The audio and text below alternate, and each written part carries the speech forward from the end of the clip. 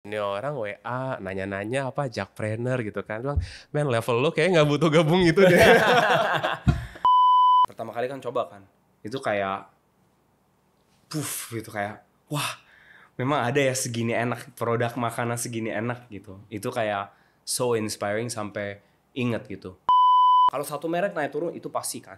Tapi kalau supplier yang turun, bagi kita berasanya wah itu kan udah benchmark. Dia supply ke semua orang soalnya. Aku sih bukan orang chef tapi mengerti masak itu nggak segampang. Kalau masak sih gampang, tapi bikin sesuatu yang benar-benar enak dan bisa tahan lama itu kan beda urusan lagi tuh. Ini dummy kan? Ini dummy. Dan lo belinya dari Jepang. Jepang. Di Indonesia mahal atau nggak bisa bikin? Makanan atau makan itu kan kebudayaan. Jadi maunya market mau apa itu kan harus sesuaikan kebutuhan market.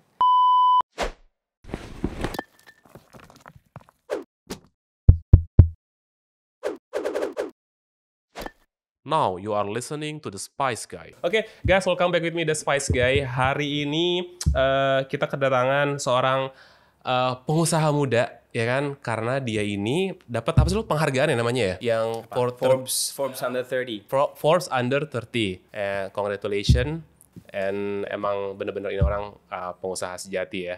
Terus kita hari ini mau ngulik tentang your business. Dan gua mau minta maaf juga karena kita ke pending sebulan apa 2 bulan ya? 2 bulan ya. 2 Sebelum bulan puasa ya. kan? Iya, gue sorry banget. Dan akhirnya bisa ketemu lagi Yes, sekarang. thank you. Tapi gue sempet agak ini sih sama lo.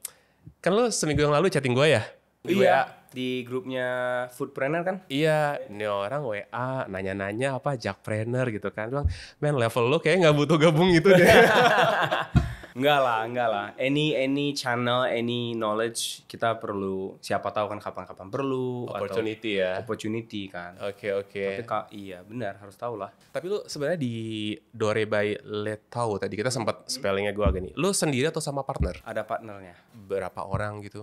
Sebenarnya awal mulanya itu berempat. Jadi aku sama suami istri, Andi and Yohan, my partner. Sebenarnya he's a CEO now. Jadi I'm not the CEO in my company. Si suaminya ini? Suaminya, Iya, ya. oke. And then Jepang. Nah, Jepangnya ini anaknya big boss partner kita.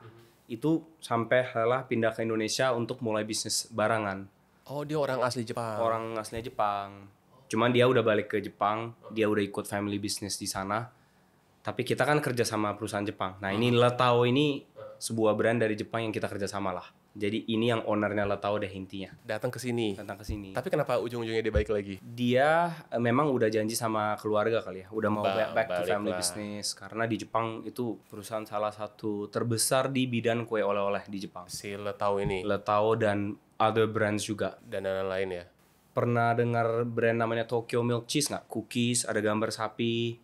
Ada di Singapura, Jewel Di gitu. sini belum ada kan? Di sini belum ada. Nah, itu juga mereka punya. Punya Jadi mereka. mereka itu pokoknya konglomerat kue oleh-oleh di Jepang gitu. Cookies, cakes, pokoknya ada yang Japanese mochi juga ada semua lah.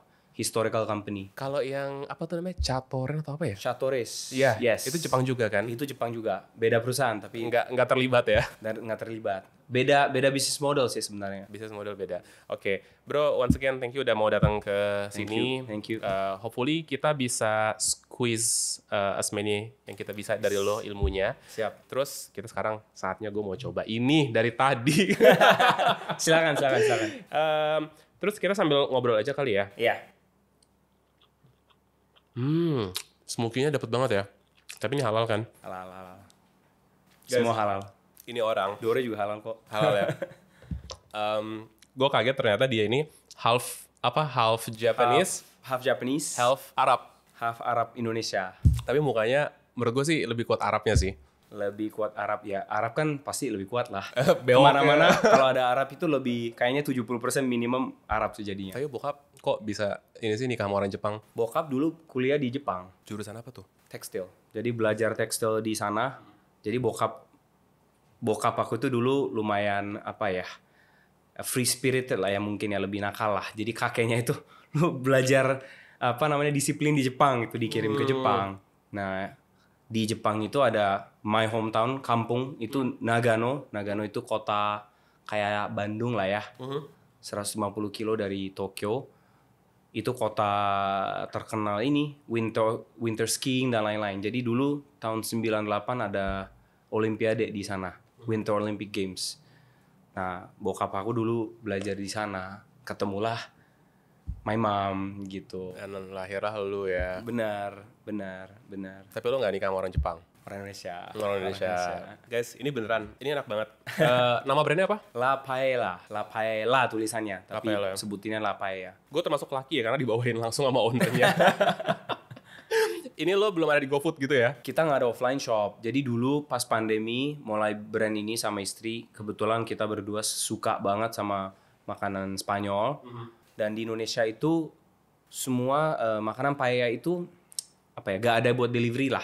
Intinya kayak modelnya itu mereka kayak masak di dapur mereka, restoran, taruh di kontainer buat satu orang, kayak Gojek gitu, GoFood gitu kan. Cuman rasanya kurang oke menurut kita, jadi kita bikinlah sebuah merek. Tapi kalau zaman dulu kita masaknya di pan gitu, stainless punya kontainer, jadi langsung masak di panci, langsung masak di kontainer itulah, jadi dapat keraknya di bawah. Nah, jadi waktu pandemi kita jualan ini online business. Kebetulan tahun lalu kita udah stop.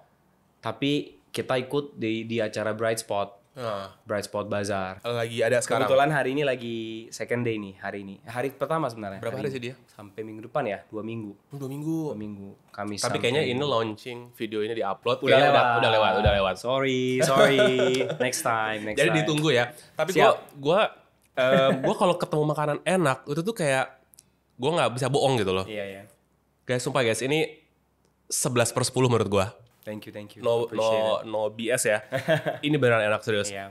Lu asamnya tuh balance, paprikanya balance, everything in perfect harmony. Wow. Udah pakai itu nggak apa? Oh, sausnya belum. Aioli sauce. Aioli pakai mayo, garlic mayo lah. Itu tambah enak lagi tuh. Oh.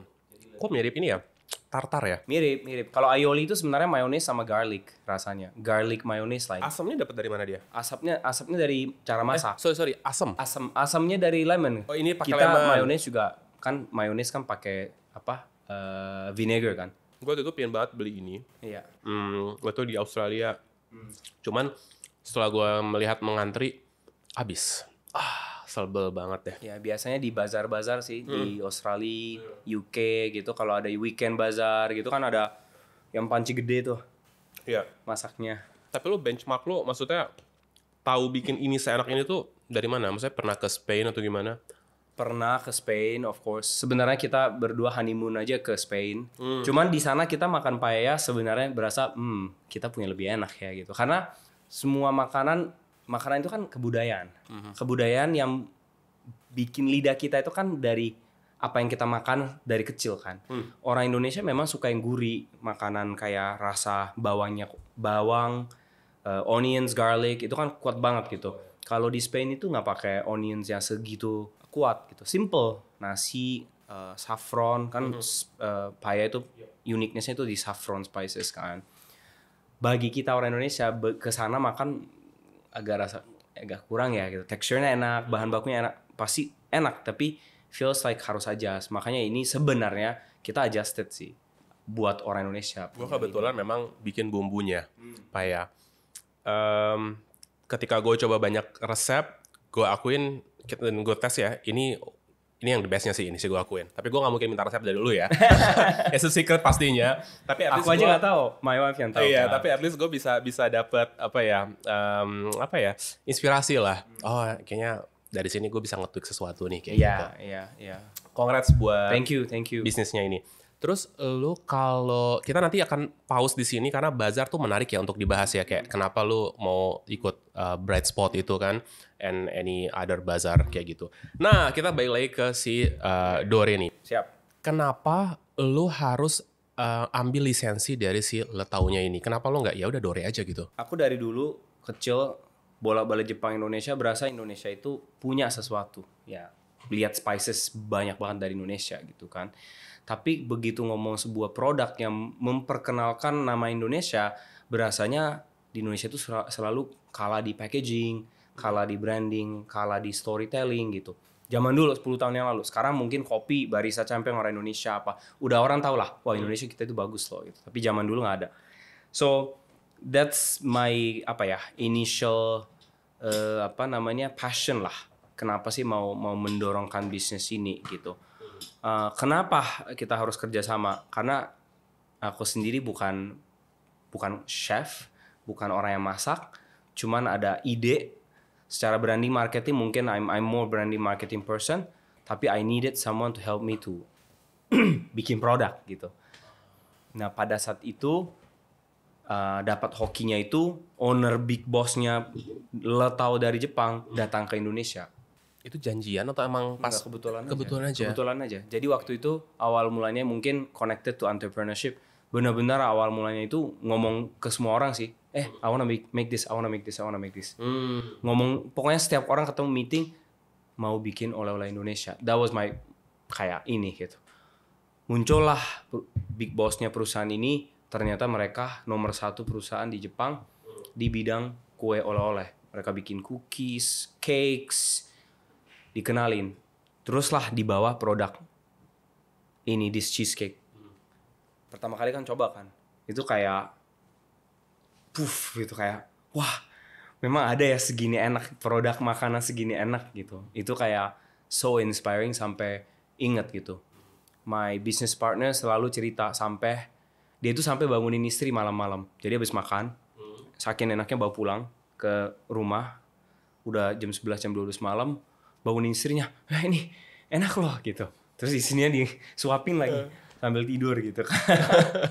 So that itu menjadi kayak purpose bisnis kita juga. We call it for the loved ones. Jadi kita mau bikin produk, service, packaging, rasa yang benar-benar sampai orang mau mikir, oh saya mau share sama orang tersayang nih.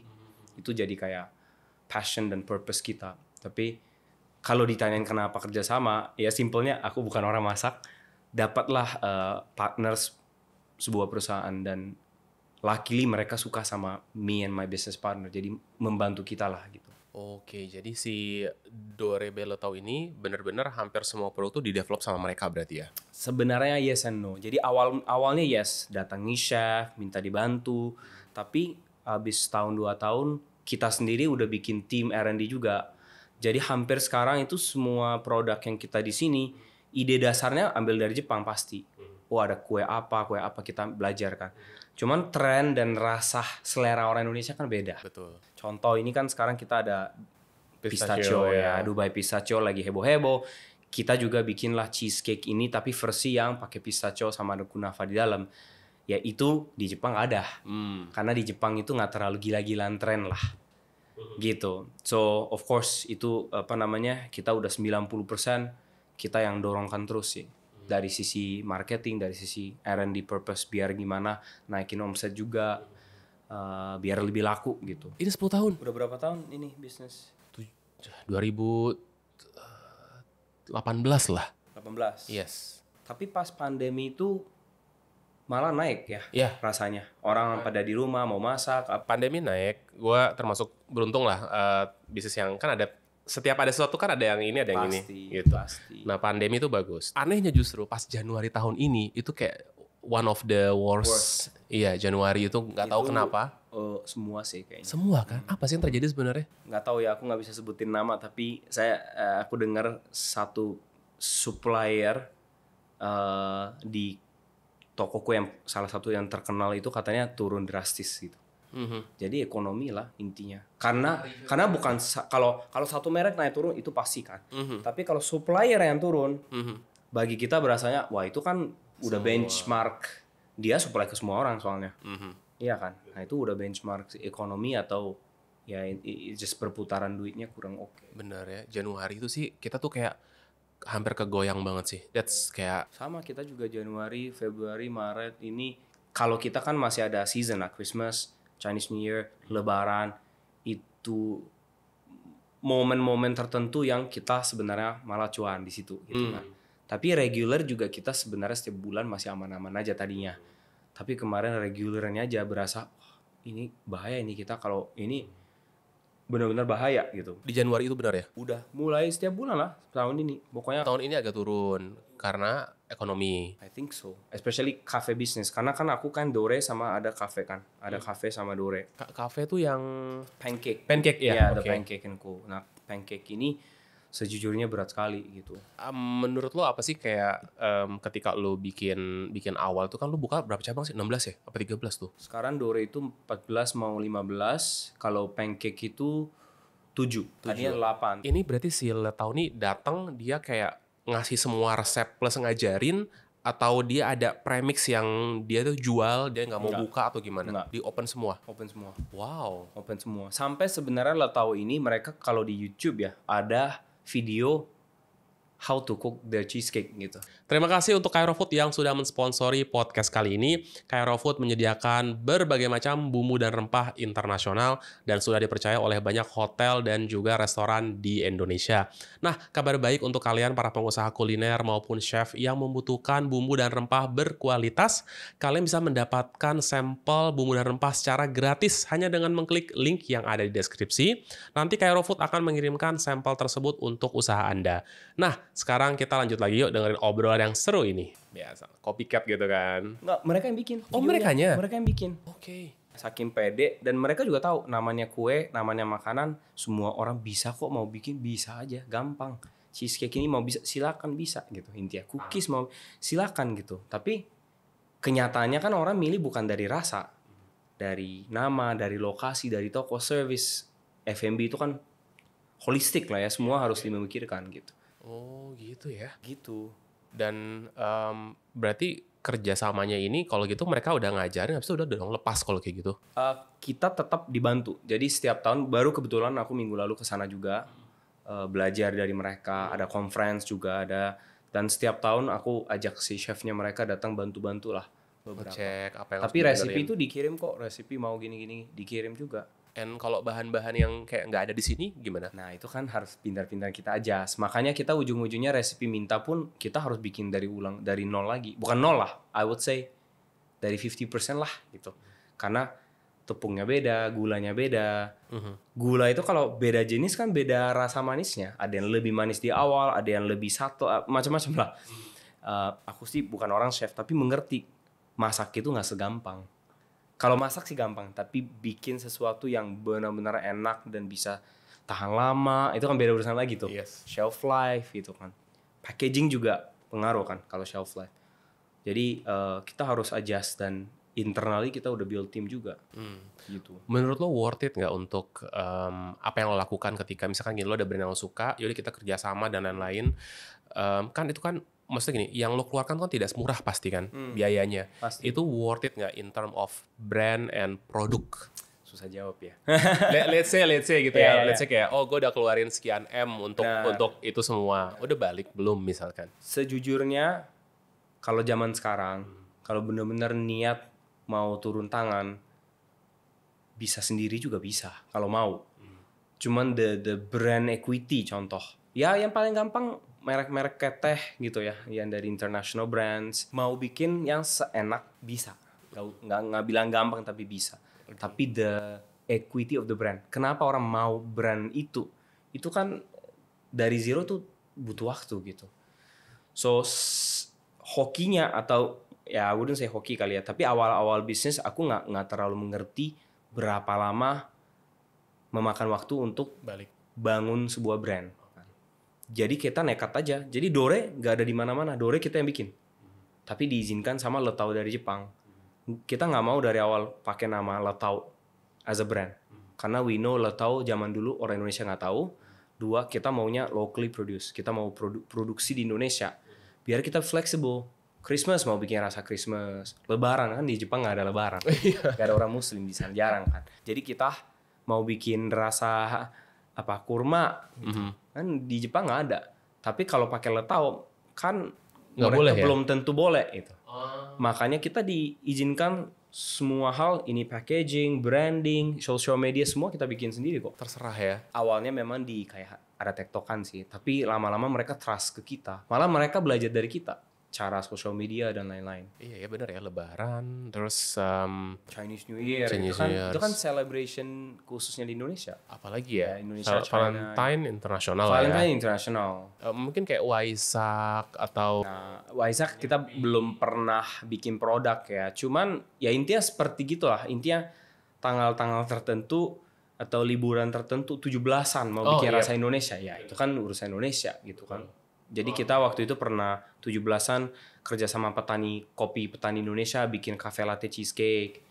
Kita pernah kerja sama supplier vanilla untuk mempromosikan vanilla Indonesia. Durian juga durian cheesecake pernah. Itu di Jepang nggak ada. Jadi semua apa ya? Balik lagi yang tadi saya ngomong makanan atau makan itu kan kebudayaan. Jadi maunya market mau apa itu kan harus sesuaikan kebutuhan market. Susah kalau cuma sekedar ini ya jual di orang Indonesia, jual buat orang Indonesia ya. Itu nggak bisa atau kalau bisa pun mungkin terbatas gitu, community atau customer terbatas. Dore Barrel Tau sekarang cabang sudah 14 mau 15 mungkin 17 18 tahun ini. Ketika lu buka cabang baru, itu sebenarnya based on target atau based on opportunity atau based on modal sebenarnya? Campur semua sih. Number one. Opportunity kali ya. Oh gitu. Opportunity karena kita kan mainnya di Shopee Mall. Shopee Mall itu memang lokasinya ada nggak ada itu hoki-hokian juga. Nggak bisa kita mau di sini belum tentu kita ada gitu. Apalagi tempat bagus itu semua udah diambil sama pemain besar biasanya. Jadi kita muter-muter terus sih. Ngobrol sama mereka, undang mereka ke event kita, tektokan terus untuk kasih keyakinan sebuah merek ini bisa jadi konten sebagus di mall Anda gitu. Oh, jadi ada proses untuk meyakinkan mall-mall tersebut, PDKT lah ya. Iya kan? Kalau lu ada spot kosong, please remember us gitu ya. Benar, karena mereka selalu bilangnya waiting list. Memang waiting list banyak yang mau masuk, tapi kan mereka juga milih. Nah, itu negotiation. Oh, ilmu Jadi, baru nih. Iya, karena sorry to say kalau brandnya kurang bagus, belum yakin, bisa jadi mall itu bisa image-nya turun gara-gara sebuah brand itu kan. Oh, terbalik juga. Jadi itu kayak pasti negosiasi gitu. Oke, interesting. Gitu. Jadi kita itu sebenarnya lumayan serius tentang branding. Ada nggak satu mall yang kayak lu pingin banget masuk situ dan paling lama tuh berapa tahun lu PDKT-nya sampai dikasih tempat gitu? Ada 4-5 tahun kali ya. 4-5 tahun. Itu mall apa tuh? Satu di GI. Di GI itu 4 tahun sampai lu dikasih tempat. Tapi ini juga opportunity. Jadi kebetulan kita dapat lokasinya itu sama food hall.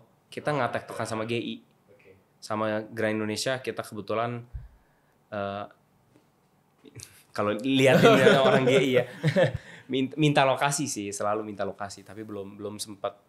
Soalnya itu kayak jodoh-jodohan lah. Kadang-kadang dikasihnya tidak sesuai atau harga gak masuk. Ya tergantung lah. Berarti dikasihnya sama si food hall-nya. Waktu itu jadi kita sekarang lokasinya itu di dalam food hall. Sekarang dalam food hall. Jadi leasingnya itu dari food hall, bukan dari mallnya gitu. Nah, ini menarik nih. Better untuk kayak makanan gini, lu sewa di luar, maksudnya di mall biasa, tenan biasa, atau di dalam supermarket? Tergantung posisi dan harga. Karena kalau supermarket, persepsi orang supermarket itu udah ada harga tertentu. And then? Gak mungkin contoh ya, beli cookies mau nggak 100.000 di supermarket, berasa mahal kan. Karena supermarket di sebelahnya itu jualan Oreo, itu kan contoh. Makanya kita nggak mau masuk supermarket. Soalnya begitu masuk ke supermarket, image-nya kan mentok di situ gitu. Nah kebetulan di food hall itu kita punya toko sendiri gitu, bukan di dalam supermarketnya gitu. Jadi kita kebetulan tokonya itu lokasinya di dalam supermarket, punya leasing area, tapi bukan dalam supermarketnya gitu. Jadi again ini part of the branding gitu, part of the branding mau memposisikan diri di mana sih gitu. Mungkin paling lebih gampang contoh kayak fashion gitu. Contoh fashion iklanin baju ini, contoh baju ini gitu. Iklanin antara Louis Vuitton sama Dior, ini bisa jualan 3 juta gitu kan. Karena Dior mungkin 10 juta gitu. Tapi kalau kita sebelah-sebelahnya iklannya mungkin barang 100.000, kita susah jualan 500.000 karena berasa 500.000 lebih mahal kan dari 100.000. Ini kan price psychology gitu. Ya kan, so itu sangat-sangat penting. Kebetulan ada teman saya punya local fashion brand. Dia waktu itu masukin iklan di majalah Forbes atau apa ya. itu antara itu Forbes sama Louis Vuitton sama apa gitu. Lokal brand masuk ke situ. Orang lihat itu langsung image-nya naik. Itu lo belajar ilmu psikologi gitu dari mana? Dari Instagram kali ya. Kebetulan aja ya belajar aja di Instagram, di YouTube. Sekarang kan belajar sih di mana-mana ada. Baca buku juga sih. Baca buku ya. Biasanya baca buku dalam bahasa Jepang. Lebih gampang buat aku, biar cepat. Randomly baca gitu. Kalau dapat satu ilmu aja kan udah sangat-sangat membantu. Emang buku Jepang itu nggak ada bahasa Inggrisnya atau gimana? Mayoritas nggak ada. Orang Jepang itu biasanya cuman bahasa Jepang doang sih. Kecuali yang terkenal amat ya. Ada yang versi bahasa Inggris. Oh berarti ini penulisnya orang Jepang juga? Orang Jepang. Oh, wow, gue nggak kepikiran ya. Maksudnya ternyata ada buku-buku yang pakai bahasa aslinya. Mungkin itu ilmunya lebih bagus atau lebih daging dibanding yang biasa kita beli di kayak apa sih namanya Amazon Book itu kan? Benar. Ah, wow. Kalau aku udah biasa. Soalnya di Jepang itu baca buku itu masih kebudayaan sangat-sangat masih kental lah. Di sana itu orang-orang weekend atau bukan weekday sore-sore jam 5 jam 6 orang pas pulang ke rumah ke toko buku itu banyak yang baca, milih beli gitu banyak. Baca buku ya. Di Indonesia kan jarang ya orang nggak baca buku. Gue jadi tertarik banget ya. Maksudnya kalau ada buku yang Jepang yang menurut lo bagus tentang bisnis atau psikologi dan itu ada translate-nya kayaknya interesting sekali. Ada sih nggak bisa lo rekomendasiin gitu? Bu judulnya belum tentu ada translasinya. Soalnya waktu aku kuliah sama awal bisnis itu aku ngejar si quantity. Pokoknya beli baca macam-macam lah beli. Jadi nggak ada yang satu buku yang benar-benar bagus itu. Mungkin lebih international book kalau satu buku.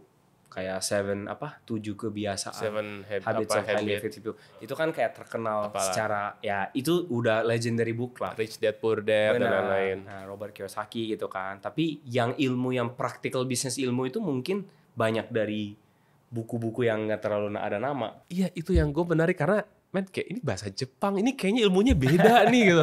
Itu yang gue dari tadi kepikiran gitu. Karena di sana itu banyak kayak buku-buku spesifik. Kayak aku pernah baca tentang tentang pricing. Udah satu buku 200 halaman tentang pricing. Psikolog pricing itu gimana? Kayak anchoring itu apa gitu-gituan. Wow, gue jadi ini banget ya. Terus ini muter di kepala gue nih karena kayak gue tuh suka banget baca buku kan. Iya. Terus mostly ya udah bahasa Inggris gitu kan. Tapi ya kok nggak kepikiran ya baca dari negara-negara lain kayak like Jepang mungkin India atau China maybe. Seharusnya banyak banget sih. Banyak banget. Untapped apa ya? Iya. Bener tuh. Undiscovered knowledge gitu kan. Wisdom itu banyak sekali. Iya. Kalau aku itu hokinya karena bisa bahasa Jepang, bacanya jauh lebih cepat bahasa Jepang. Bisa bahasa Arab gak sih? Gak bisa. Sekeluarga aku Arab, gak ada yang bisa bahasa Arab. Udah Indonesia semua itu. Gitu ya. Ya udahlah Jepang lah udahlah. Iya. Terus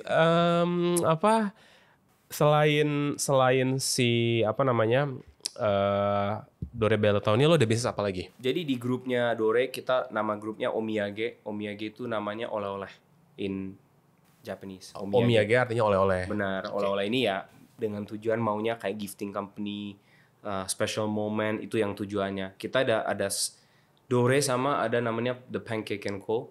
Ini kayak sebuah cafe tapi kita fokus ke Japanese fluffy pancake. Awal mulanya kita bikin cafe karena aku berasa kalau takeaway gifting itu memang susah mempromosikan sebuah produk karena orang nggak bisa mencoba. Kita kasih tester sih, tapi sebatas tester lah gitu. Tapi kalau melihat di Jakarta, terutama orang duduk makan bayar 100.000 mungkin oke karena udah berasa makan di kafe restoran gitu kan. Tapi kalau take away atau bawa pulang 100.000 berasa mahal kan kayak di GoFood gitu kan. Nah ini again price psychology juga gitu. Bener lagi. Makanya mikir harus bikin tempat ya gitu. Awalnya nggak mau kafe repot pusing gitu kan. Abis 4 tahun berbisnis ini kita barulah bikin kafe. Hokinya itu waktu awal-awal boom banget sih 2019.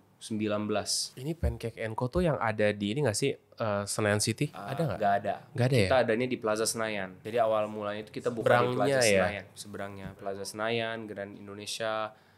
Kita ada di MOI Mall of Indonesia, Hub Life di dekat CP sana Taman Anggrek. Apalagi ya? Puri Indah, Living World Alam Sutra. Ya kita ada beberapa cabang lah. Total berapa cabang kalau yang 7 Pancake? cabang sekarang. Man itu lu sewa dan operasionalnya it's Sewa yang berat ya. Tapi lo permodalan tuh maksudnya sendiri atau ada partner Semua atau sendiri. semua sendiri? Ya sama partner. Awal punya pendanaan plus ya ada pinjaman dari bank dan lain-lain sih. Itu aja. Tapi berarti lo emang keluarga tuh ya orang punya lah berarti kan? Ya sejujurnya ya. Sejujurnya ya. Udah ada. Privilege. Jadi awalnya memang pendanaan pinjam dari orang tua. Berarti lo punya satu privilege khususnya keuangan itu kan. Tapi untungnya lo nggak maksudnya it's running well gitu. Sebenarnya of course alhamdulillah bisa 10 tahun ya berbisnis ya. Si Dorenya ini. Udah 10 tahun bisnis ini dan sampai sekarang belum berani ambil dividends karena masih cuan itu semua invest lagi kan. Kan buka cabang kan dari situ gitu kan. So sejujurnya it's not as smooth lah. Tadi awalnya awal-awal buka cabang itu kan pasti awal-awal kan omsetnya bagus kan. Karena baru buka gitu. Orang datang rame antri gitu kan. Wah bisnis gampang ya gitu kan. Tapi begitu buka 2, 3, 4 kayak kok gak ada excitement ya gitu. Gak ada antri ya gitu kan. Nah itulah mungkin titik pertama bisnis jadi real business gitu. Berasa wah gila harus mikirin terus nih gitu. So of course hokinya dari awal ada pendanaan, dibantu sama orang tua, partner juga kita sama-sama chip in into satu pool lah ya. Bangga sekali sampai sekarang udah bisa bikin produk ini, tapi secara economical, financial gain itu masih jauh sekali dari imajinasi sebenarnya. Dari imajinasi. Imajinasinya itu kayak wah bisa gini, bisa beli ini Beli bagus, ini, apa-apa. yes. Wah. Ternyata kenyataannya tidak seperti itu. Iya, masih aku sering naik motor juga kemana-mana. Iya, kadang-kadang lihat go-kart, wah motor aja deh. Ngerti. Tapi I enjoy that gitu. I enjoy the bahasanya kayak orang mikir pengusaha itu punya duit gitu kan. Tapi not as simple as that formula gitu. Karena reality is sebenarnya spending itu gampang, tapi cari duit kan susah banget gitu. Gue kadang suka ngomong itu sama teman-teman gue gitu kan ya, kayak lo nggak lihat nih, pala gue udah mulai kosong nih, rambut gue. Iya sama, mulai mikir gitu. Iya. Aku sih ubannya banyak banget sekarang. Uban mikir itu ya. Gue mikir benar. Jadi ya kadang gitu ya, apalagi kita misalkan lo udah berkeluarga, udah punya anak, anak satu, apalagi udah punya anak berasa bro. Gue karena ngerti. Spendingnya pasti nambah. Pasti. Kadang yang gue nggak make sense itu kadang kayak bentar deh, gue pesan GoFood sekian, kok dihitung kali 30 sekian gitu kan. Kayak ini gimana sih cara ngitungnya gitu. Iya, sometimes ada berpikir gitu. Benar. Iya, dulu masih ingat awal-awal bisnis itu mungkin lebih berani zaman dulu karena kebetulan aku tinggal di rumah keluarga. Nggak ada sewa atau KPR atau apa kan. Yeah. Urusan rumah dibayar sama pokoknya keluarga lah gitu kan. Jadi benar-benar pendapatan di bisnis itu ya boleh bilang gaji lah ya. Gaji itu buat benar-benar pribadi diri sendiri gitu kan. Jadi berasanya kayak masih aman-aman aja ya gitu. Tapi begitu berkeluarga udah mulai nambah A, B, C, D. Sekali makan udah kayak 3 kali 4 kali lipat gitu kan. So I think reality hits sebelum nikah sih. Aku sebenarnya sejujurnya sebelum nikah itu nggak pernah mikir nabung banyak. Jadi banyak yang ya boros lah gitu. Tapi begitu mau mikir kayak sekali makan Oke, baru mulai mikir kayak turunin spending apa sama gitu. I wish dari dulu ada kesadaran ke sana sebenarnya. Cuman ya daripada telat yang mendingan untungnya sadar sebelum nikah gitu. Iyalah, nggak ada kata terlambat ya. Benar. Jadi waktu awal bisnis aku punya supir contoh. Nah gitu-gituan sekarang udah nggak ada. Lo cut semuanya. Udah cut. Kebetulan pas pandemi sorry supir saya nggak ada kebutuhan jadi let go. Tapi sekarang nggak pakai supir dan lain-lain dan ya udah hemat kan intinya. Gue juga sama sih. Dulu mobil ada 2, sekarang gue jual 1 kayak buat apa? Karena kalau ada mobil akan selalu jadi alasan untuk bini gue pergi kemana-mana. Jadi bilang kita jual aja deh gitu kan. Oke, spending berkurang. Iya. Gitu ya, reality bener sih. Iya. Tapi menurut lo kalau kayak gitu ngaruh dari ini nggak sih keluarga? Jadi kalau kayak gue sebetulnya sempat duduk gitu kan ngomong sama istri gue kayak, gue inget nih waktu gue SMP apa SMA ya ada satu masa gitu kayak like setahun 2 tahun tuh nyokap gue tuh ngegampangin untuk gue beli, yaudah mau makan malam beli dari luar. Jadinya itu jadi terbiasa gue sekarang gitu loh. Ya gue nggak nyalahin orang tua ya, cuman butuh waktu untuk gue memahami itu ketika gue di posisi jadi orang tua. Benar. Refleksi diri lah kayak gitu kan. Benar. Apalagi keluarga Arab kali ya. Keluarga Arab itu kayaknya bokap itu selalu manjain anak itu kayaknya apa ya? Kewajiban gitu. Mereka nggak tahu ya. Setidaknya bokap aku pernah kasih tahu kayak gitu. Waktu itu kasih tahu sama adik aku sih. Aku bilang jangan terlalu manjain gitu.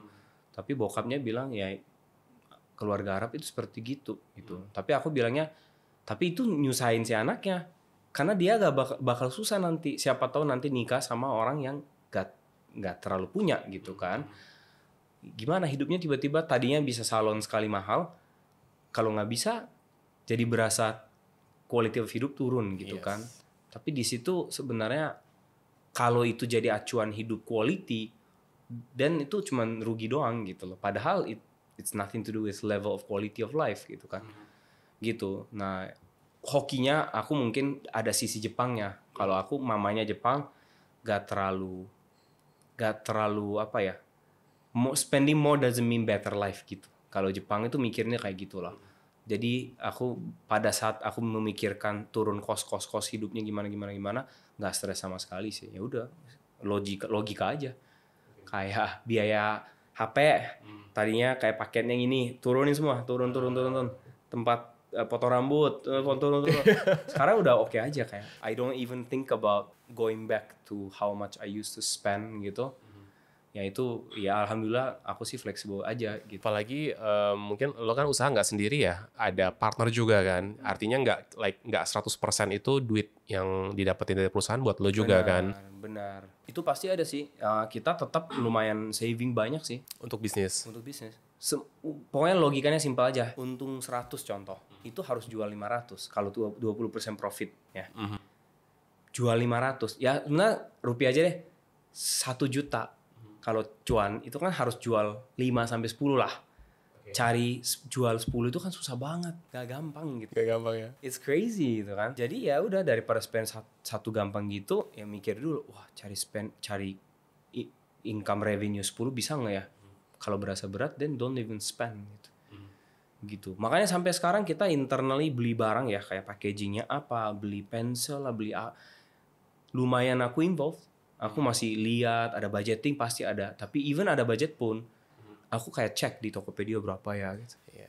Gitu. Soalnya secara logika sih dari team member, kadang-kadang kenyataannya ya mereka nggak terlalu, ya udahlah spend aja deh gitu kan. Karena bukan duitnya mereka. Gitu. Kita harus ngecek benar. Benar. Tapi semua cek sih susah ya memang kalau perusahaannya makin gede ya. Tapi sebisa mungkin aku juga terlibat. Kalau gue sekarang yang jadi currency itu misalkan lo udah coba samosa tadi kan, samosa harga berapa misalkan, jadi kayak apa, oh gue harus itu berapa ratus samosa tuh misalkan. jadi kayak gitu. Kasih benar, itu benar banget, kayak itu namanya big hairy audacious goal. Jadi ketika kita achieve target sesuatu, daripada bilang oke, $1 juta, mendingan bilang 10.000 kue gitu. Lebih exciting kan, kayak kue itu kan bisa visible gitu. Jadi hitungan rupiahnya itu daripada rupiah kan, mendingan barang itu kita kayak ini kan namanya fromage cake, berapa fromage gitu, berasa kayak wah iya ya harus jualan 100 biji gitu. Berasa serius gitu. Bener. Jadi nggak ngasal gitu kan. Benar, nggak ngasal, itu penting sih, sangat penting. Luar biasa ya. Lu gue lihat kan harganya nggak murah ya produknya ya. Mahal. Ini kayak segini berapa harganya? Ini satu cake kita ini 275 kalau nggak salah. 275. Sekecil ini ya. Apa yang bikin spesial? Jadi first step kita itu memposisikan sebagai brand itu gifting, bukan buat kayak casual eat gitu sebenarnya. Jadi kita dari awal udah benchmark harga itu bukan murah, karena contohnya ya, misalkan kalau kita mau gifting, kasih kado kepada orang penting atau ya misalkan Bapak Presiden gitu, gak mungkin kita cari barang murah gitu kan.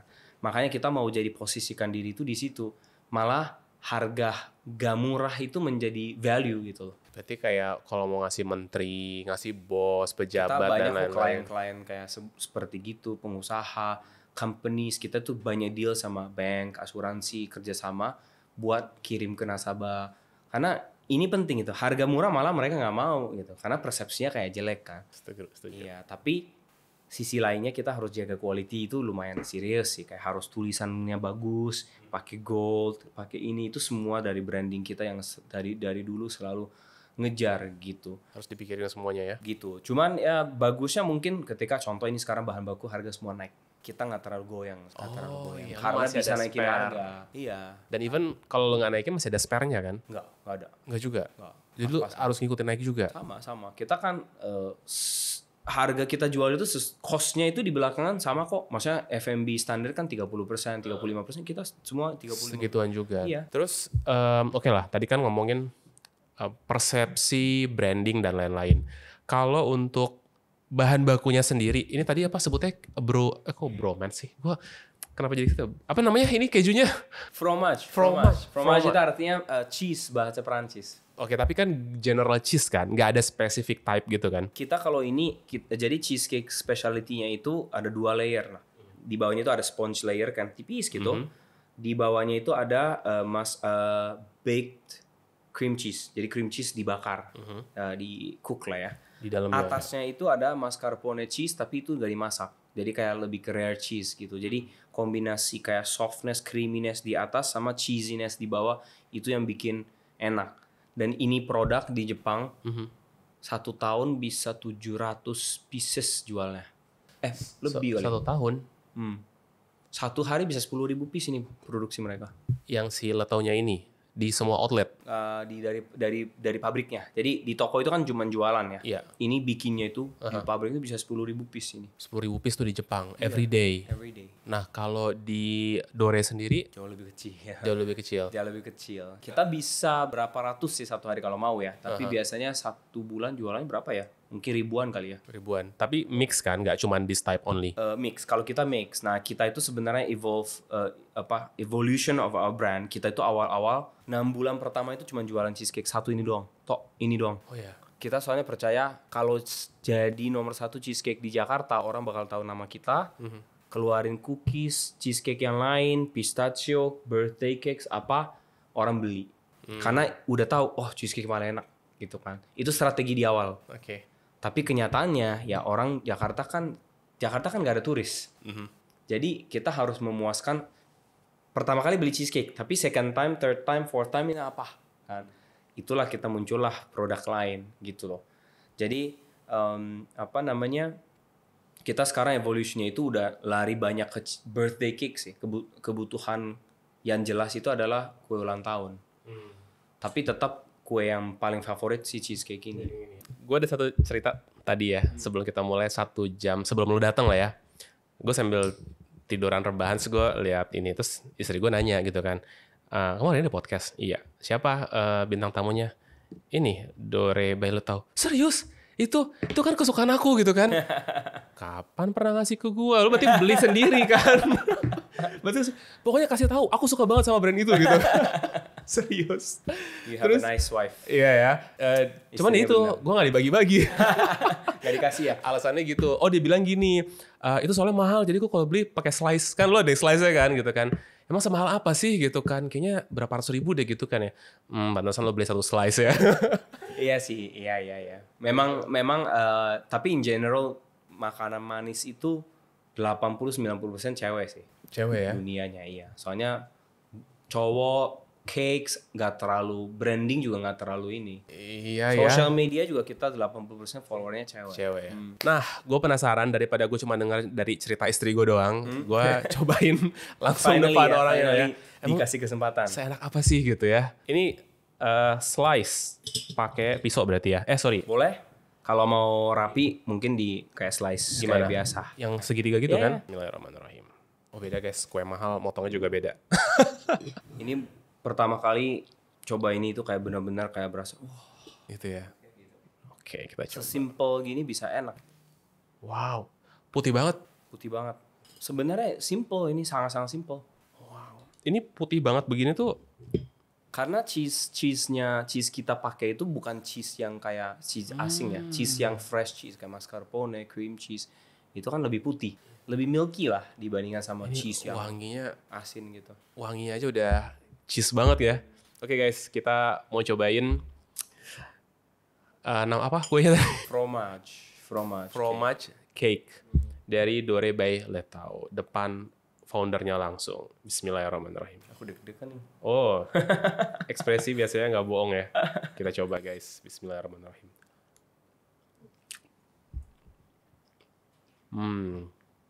Oh, creamy sekali ya. Wah, pantesan istri gue suka beli ya. Akhirnya gue nyobain juga. Wow bro, enak banget serius ini. Almost perfect ya. Milknya, butternya, sweetnya.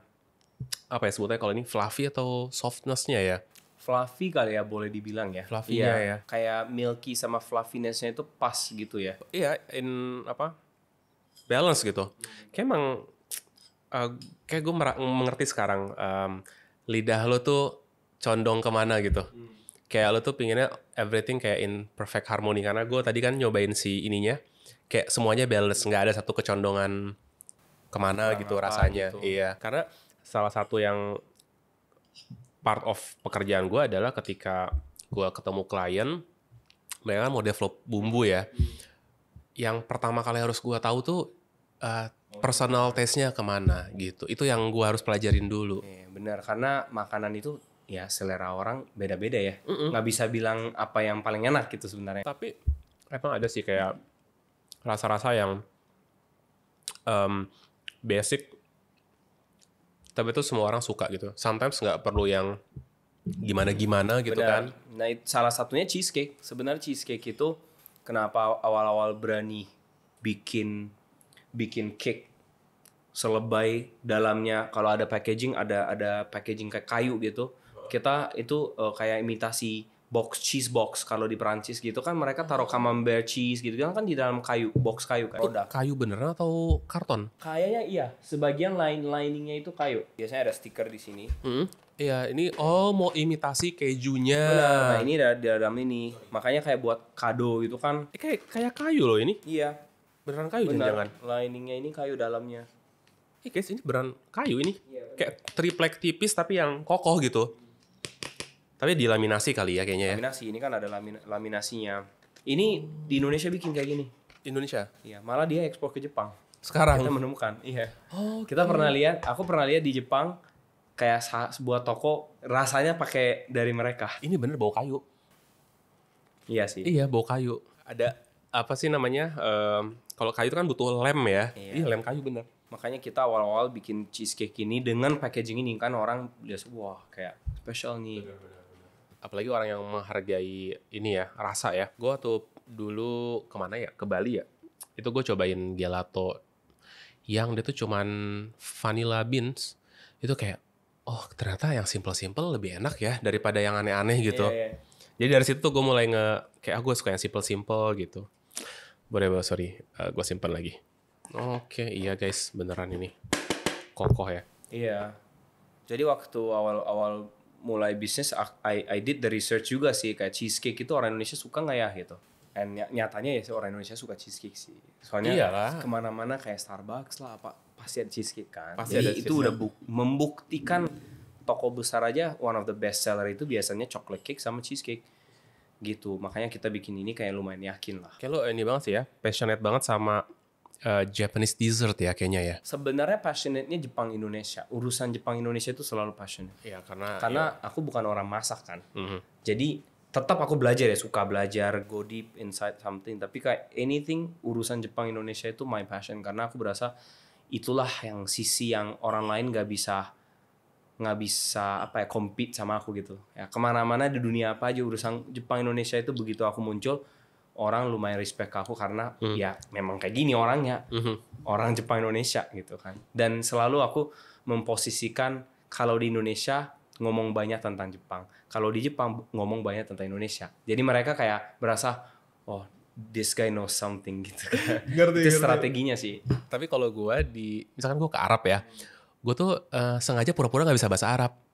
Dan jadi gue tahu nih, oh mereka ngomong gini, ngomong gini. Jadi mereka ada loh, aku juga ada kayak gitu. Orang Jepang ngomong macam-macam di belakang aku Iya. juga pasti ada. Tapi lu tahu gitu kan, dia shock pasti kan ketika ini. Gitu ngomong bahasa Jepang dulu. Wah, gitu. Malu ya? Iya, malu. Ya, it's their fault kan. Iya. Gitu. Hati-hati banget. Ini gue udah cobain. Mau coba Iya. cookies? Cookies, ini berarti produk baru juga atau gimana? Nah, dari dulu udah Udah ada. Karena tadi lo bilang chocolate awalnya cookies. cheesecake-nya Benar. aja. Jadi ini benar-benar awal ini second line of product was cookies. Ini lebih ke gifting sih, buat gifting gitu. Buat Coklatnya. gifting. Kalau ini cheesecake base-nya ini, tapi setiap tahun itu ada rasa baru lah, kayak pistachio. Ada waktu itu yang tadi bilang durian lah, apalah. Itu kita R&D sendiri. Ini cookiesnya ya? Apa choco Itu chip ya? choco chipnya. Choco chip ya? Choco chipnya. Berasa banget. Iya. It's a simple chocolate cookies, enak.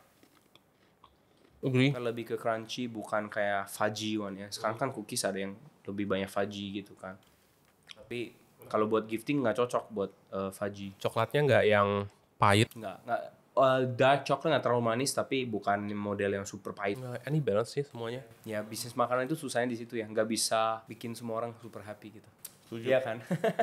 Pastilah ada yang bilang kurang apa. Tapi nggak, ini yang benar enak sih, gue setuju sih. Kalau si Pancake & Co, itu nggak dibantu sama letaunya? Dibantu. Jadi kenapa pancake juga ya? Itu kenapa pancake? Karena itu juga resepinya Letau punya. Awalnya mereka punya cafe, ada pancake. Kita belajar dari mereka.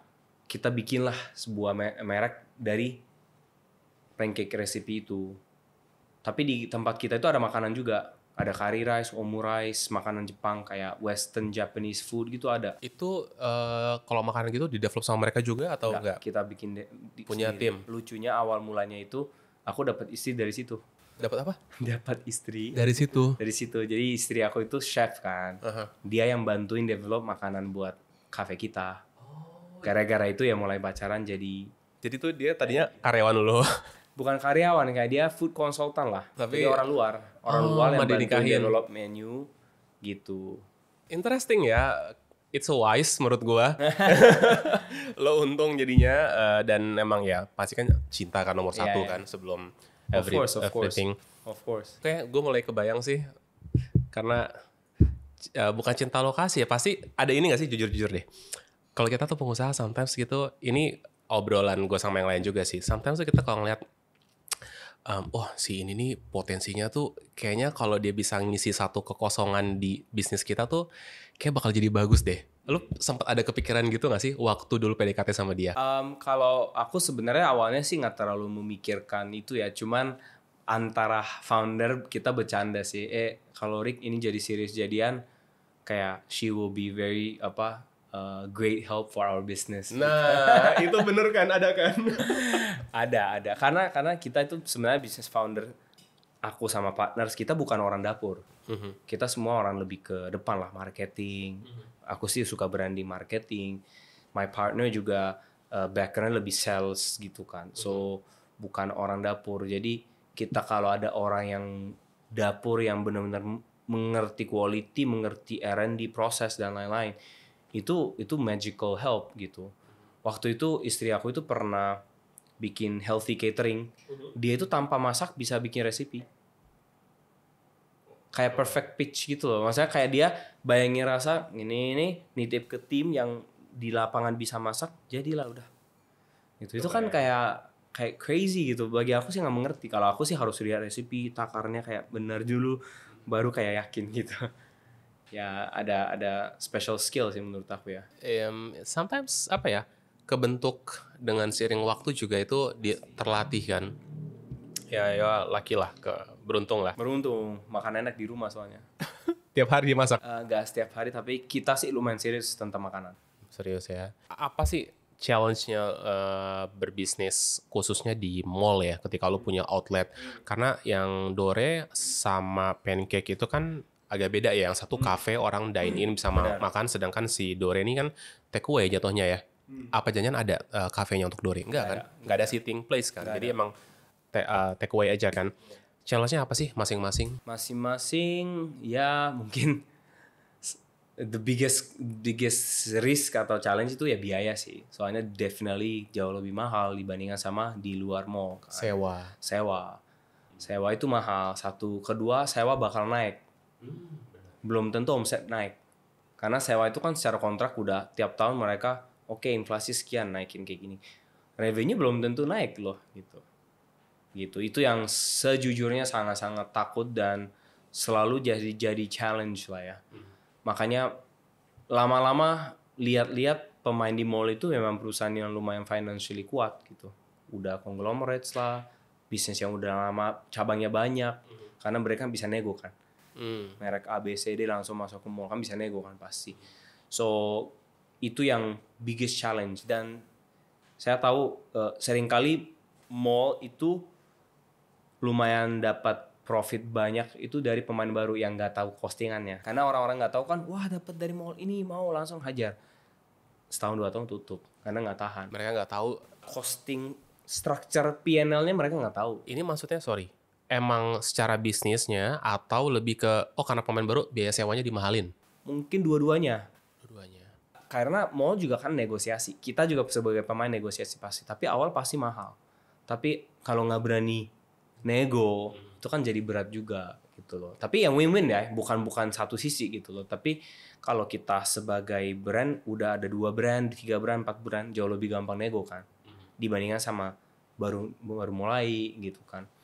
So the challenge itu di situ gitu. Dan mungkin sekarang dibandingkan sama zaman dulu, posisi mall itu beda ya. Sekarang dulu itu seingat aku high school, SMA, kuliah, mall itu tempat kayak malam minggu, tempat yang anak-anak keren ke mall gitu biasanya. Zaman dulu.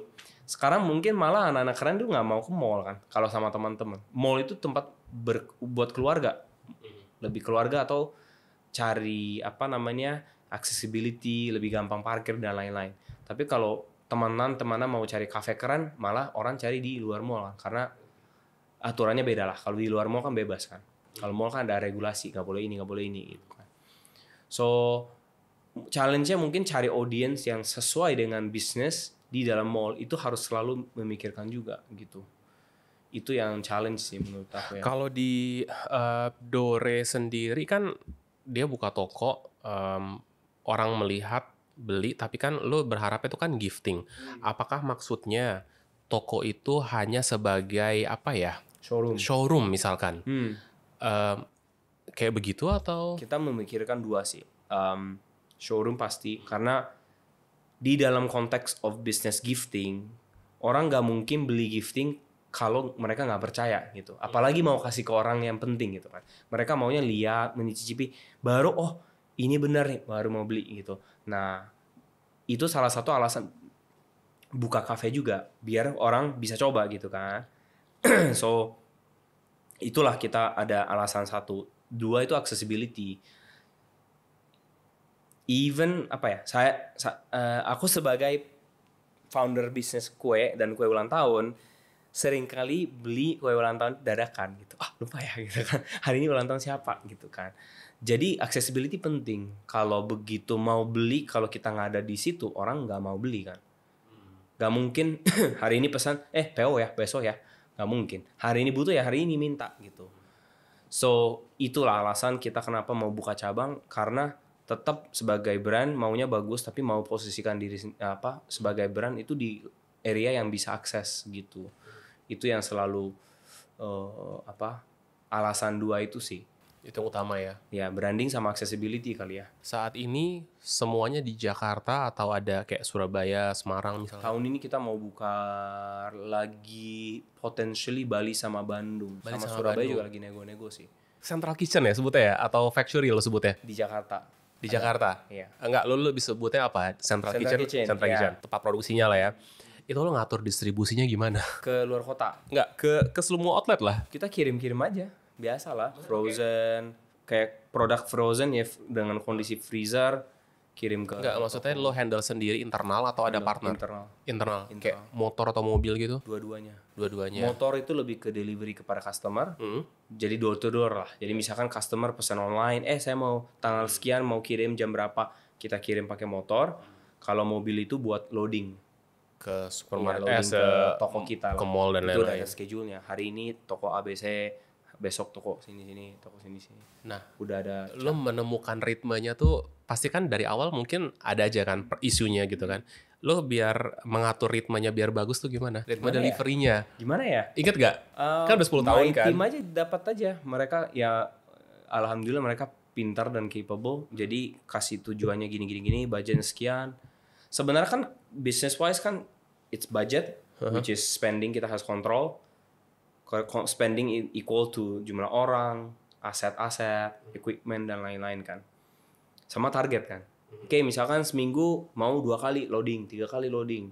Ya, to match the pattern di situ aja. Jadi goalnya mau apa, biayanya mau berapa gitu. Mungkin biaya ini sangat-sangat penting karena awal mula bisnis memang kita nggak ada konsep of budgeting. Jadi spending semaunya kita kan. Dan timnya juga sering kali, Pak, boleh beli ini nggak? Pak, boleh ini nggak? Kita udah stop cara gitu. Karena kita nggak bisa handle model kayak gitu. Udah kasih budget intinya. Jadi lihat aja budgetnya gitu. Iya, Anda punya sekian, boleh weekly kita monitor gitu. Kalau ada kemungkinan lewat, kita harus ada discussion sama orang finance gitu. Kenapa ini lewat? Gitu. Dan takes time lah ya. Awal-awalnya kita sendiri sebagai founder nggak tahu apa-apa. Nggak tahu apa-apa. Jadi kayak apa ya? Learning by doing ya. Learning by doing, of course. Jadi nggak ada rumus gimana-gimana. Benar. Tapi I sebenarnya bukan I wish ya. Kalau ada budget boleh juga hire orang udah tahu. Konsultan lah, orang yang memang senior boleh juga. Tapi tergantung kapasitas. Kalau aku awal-awal bisnis gak tahu juga, gak berani juga. Jadi kita mulai hire orang yang belum tentu ada pengalaman, belajar sama-sama. Tapi itu a long time gitu. Lu lebih prefer yang mana? Yang tadi dari awal atau yang ya udah langsung pinter gitu misalkan? Kalau sekarang ya mungkin milih yang ada orang pengalaman atau setidaknya cari konsultan gitu. Orang yang mengerti yang bisa ajarin kita dulu. Karena waktu kan money, right? Time is money, right? So apa namanya? Ya, dengan mencari solusi itu siapa tahu di belakang layar itu biayanya besar sekali gitu. Si Omiyage Group ini total berapa karyawan? Sekarang udah 350-an kali. Wow. Tapi itu termasuk ini ya, shop staff. Itu kan banyak sebenarnya. Yes. Cafe juga setiap cabang ada 15 orang. 300 karyawan, guys. Pusing, bro. Sejujurnya kalau if I mention pusing, ya everything about business itu pusing lah. Sejujurnya, nothing is easy gitu. Dari sisi marketing, dari sisi HR training, tiba-tiba banjir bocor, whatever, everything jadi possible issues gitu kan. Tapi maknanya kan kita dikasih kesempatan atau kita dikasih challenge buat kita yang menjadi inspirasi buat 350 orang dan keluarganya mereka. Itu luar biasa gitu opportunity-nya. Waktu itu aku pernah belajar sama sebuah dosen dari Harvard Business School.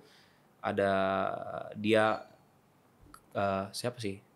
Christopher, lupa namanya. Dosen terkenal lah dia tentang bisnis, international business dan lain-lain.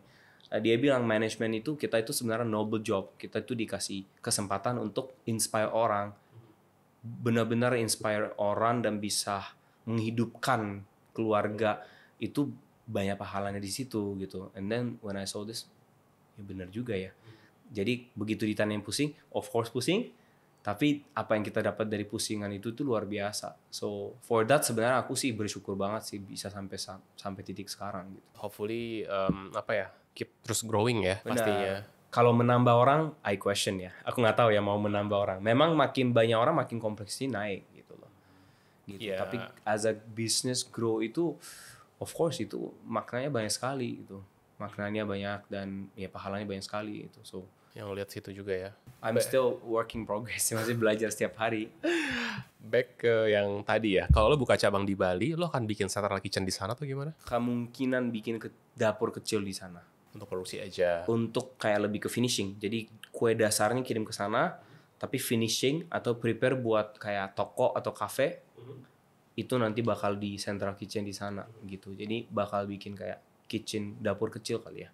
Ada ini nggak sih kayak produk yang mungkin nggak habis sampai expire dan lain-lain? Nggak habis, maksudnya kayak ya, misalnya lu mentok di expire gitu? Iya, display di toko, nggak habis misalnya. Ada. Lo apain tuh? Pusingnya itu pada saat season sebenarnya. Jadi kayak regular gini kan kita udah regular produk, berjalan itu aman-aman aja. Tapi yang pusing itu kayak misalkan rasa khusus ini buat Natal gitu. Nah seringkali kurang atau kelebihan, itu yang pusing banget. Itu memang ada kerjaan namanya PPIC, Production Planning and Inventory Control. Jadi dia orang yang dapatkan sales data, potential sales ABCD sekian gitu, sama produksi dia yang koordinasikan. Jadi ini kelebihan nih atau kekurangan nih, ya dia yang atur. Ada orang khusus untuk itu. Ada orang itu super penting. Ini kayak apa ya? Manager. Iya, management of the product gitu. Karena orang produksi itu sebenarnya nggak boleh ada wewenang tentang berapa banyak mau dibikin. Produksi itu fokus kepada quality, memenuhi request gitu. Request itu kan sales kan. Yep. Salesnya request kepada produksi. Nah itu tektokannya itu biasanya ada orang koordinatornya di antara itu. PPIC itu memang kayak ada posisi itu kok di umum, secara umum ada. Tapi kalau udah gede ya kan. Tapi kalau masih kecil mungkin Kita sebenarnya udah ada konsep PPIC tahun keempat atau 5 kali ya. udah kepikiran kayak gitu ya. Udah. Itu solve a lot of issue. Sebelum itu kayak partner aku yang orang sales yang tektokan sama orang sales terus gitu. Orang sales sama orang produksi terus. Gitu. Apalagi produksi kan harus memikirkan berapa banyak telur kita harus beli. Kan udah kayak dari sales request turunin ke resipi times berapa produk, wah gitu. Kalau di gua tuh kita bikin min max ya. Mungkin ya bisnisnya pasti berbeda. Kita nggak ada yang season yang gimana-gimana ya. Karena kalau Mas ini kan apa namanya nggak terlalu banyak masak kan secara spices gitu kan. Lebih ke stok minimumnya berapa. Betul. Min maxnya berapa? Di maksimum berapa, aku maksimum 100, oke kurang baru beli sampai 100 gitu. Exactly. Sesimpel itu. Iya. Kalau di cake mungkin ya different things. Manufacturing itu another monster sih sebenarnya. Iya. Lu ada ini nggak sih kayak apa namanya MRP ya, Manufacturing Resource Planning gitu, kayak ERP. aplikasi. Iya pakai. Pakai kayak gitu Kita ya. baru setahun ini pakai sistem namanya Udu. Oh, oke. Tahu. Yang kan banyak iklan tuh Iya, sekarang. iya, Ya, bener. kita pakai Udu. Cocok atau ada biasanya kan nggak solve everything kan? Karena Udu itu kayak sebagian dasarnya ada dan sebagian bisa custom. Custom arti kata tergantung bisnis model bisa diatur gitu. Tapi ERP itu penting kalau bisnisnya to a certain size, kita nggak bisa pakai Excel sheet sih. Makanya database-nya nggak bisa dipisah-pisah. Dari finance, dari purchasing, dari ini. Itu semua nyambung sekarang kita. Bro, apa sih kira-kira perbedaan bisnis secara umum ya antara Jepang sama Indonesia? Kalau di Jepang memang mereka sangat-sangat prioritasikan compliance, ikut aturan, dan apa ya, mereka lebih berhati-hati kali ya. Di Indonesia itu kan lebih niat, kayak pokoknya yang ada niat langsung hajar aja gitu kan. Jadi setengah quality hajar aja gitu kan. But I think that's good gitu. Kalau lihat Jepang itu zaman dulu memang zaman pace of the business masih slower, mereka menang karena mereka ada waktu cukup untuk mencari tahu produk yang kualitinya sangat-sangat bagus kan. Mereka kan lebih dalam kan orangnya. Tapi sekarang kayak China gitu, cepat kan, gitu. Dan itu sangat-sangat ketinggalan sih Jepang. Sejujurnya, iya. Jepang lihat, I respect, I still love Japan, half Japanese, respect. Tapi kalau lihat compare sama Korea, China, jauh lebih, wah, Makanya mobil aja sekarang udah Jepang ketinggalan banget. Bener, China, Korea juga. Aku sendiri Nike ya. Aku dulu Kia kayak tuh Korea ya? Korea. Aku dulu sangat patriotik kan. Jadi semuanya Jepang. Maunya semua Jepang gitu. Sekarang HP Oppo. HP Oppo, kulkas Samsung gitu kan. It's just that functionality, branding, I think Jepang itu ketinggalan banget sih. Jepang masih menang itu kayak model-model kayak kamera, Casio gitu. Nah, kayak itu kan ya. kayak quality oriented product yang dimana profesional pakai. Nah, itu Jepang menang selalu. Tapi kayak mass market, branding, functionality, the usability, simple things. Mungkin 2 tahun rusak pun orang nggak peduli sekarang. 2 tahun rusak ya udah beli aja gitu. Tapi secara bisnis Jepang itu once kalau deket nggak lepas sih. Itu lumayan respectful gitu relationship-nya. Sangat-sangat relationship driven juga Di Jepang ini ya. Apa hal yang menurut lo bisa teman-teman UKM nih belajar dari kisah perjalanan lo selama ini? Wah, Apa ya? Maybe 1, 2, 3 points apa yang kira-kira mereka bisa pelajari. Mungkin one thing I can share itu adalah mungkin zaman awal-awal bisnis aku mikir bisnis itu kayak nggak sesusah gitu, nggak se-challenging sejujurnya. Soalnya pemikirannya itu kayak imajinasinya banyak. Oh jadi gini. Dari zaman dulu juga pengusaha itu kayak keren gini, eksekusinya bisa, idenya bagus, leadershipnya bagus, apa. Kenyataannya menurut aku kita sebagai pebisnis atau pimpinan di dalam perusahaan atau sebuah organisasi, kita itu belum tentu punya semua spek di situ kan. Dan disitulah ada tantangan gitu pasti.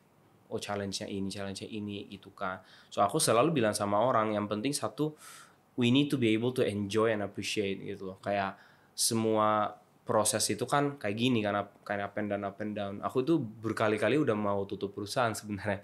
Oh ini rugi, pas pandemi juga gitu kan, banyak pusing gitu. So I always tell people at least enjoy and try to enjoy and appreciate gitu, karena aku percaya relasi orang penting. Kalau kita nggak bisa apresiasi kepada tim, kepada supplier, kepada customer, kepada lingkungan kita itu nggak dibantu. Buktinya aku berasanya dari awal sangat selalu dibantu lah intinya. Dalam perjalanan ada saatnya susah, selalu dibantu somehow gitu. Tapi I know why, sebagian memang aku selalu attract that help and attention gitu loh. Karena contohnya sampai titik sekarang, semua orang repost Dore sama Pancake, aku pribadi say thank you.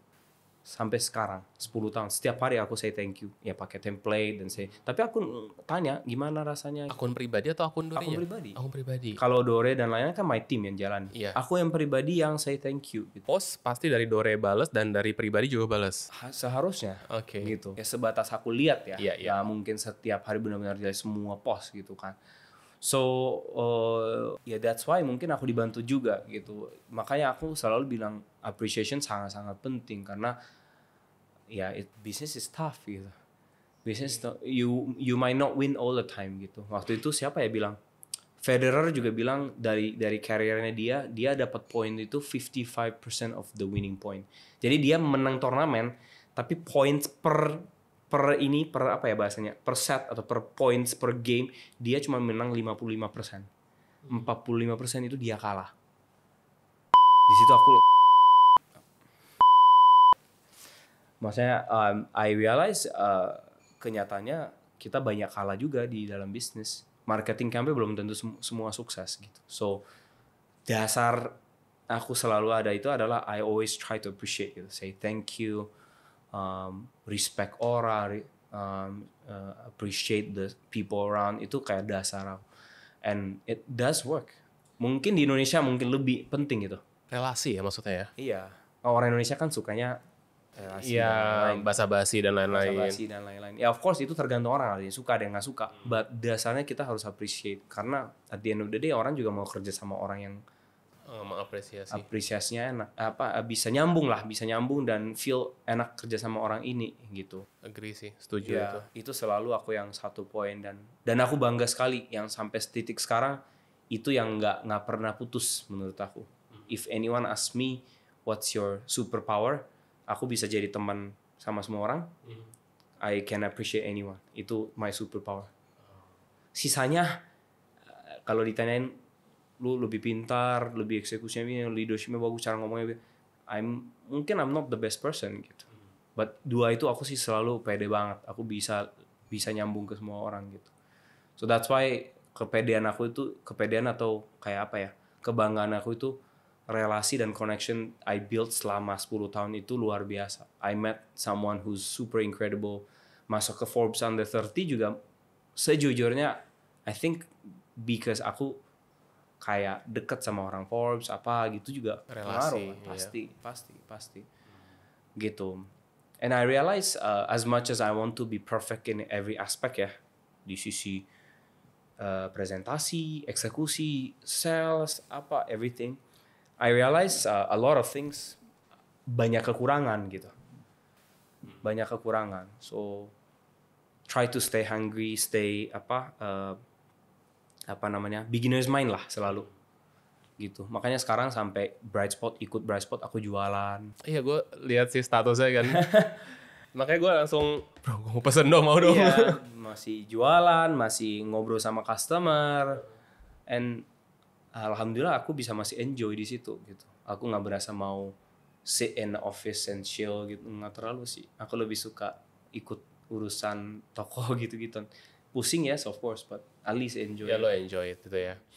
Kalau menurut tadi kita sempat ngobrol ya soal illusion of choice ya. What do you think of illusion of choice?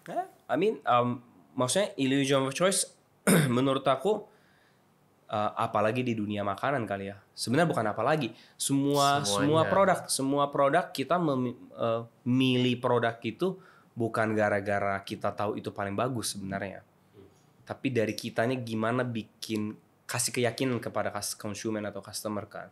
So, kalau aku memang di premium segment, aku selalu bikin produk dan coloring and everything itu dengan konsep premium. Gimana ya orang melihat ini 100.000 itu tidak mahal. Gitu. At the end of the day 10.000 aja orang bilang mahal kan. Tergantung produk ya. It's not about the price gitu loh. Price is just a number kan. Ada aja bilang kopi 20.000 itu mahal karena ada yang 10.000. Ya of course kalau compare sama sasetan 5.000 dapat gitu kan. Tapi ada yang 50.000 juga. Mahal ya tergantung persepsi. So branding it's always about the perception building gitu. Jadi kalau mau build brand, business, anything menurut aku sangat-sangat penting. Even di B2B juga menurut aku penting. B2B segmen kayak consultancy, service provider, kayak education, semua kan persepsinya ada gitu loh. Sebuah persepsi yang bikin orang mau beli atau enggak kan. Gitu. Jadi kalau dalam konteks ini sebenarnya kita belajar banyak dari fashion.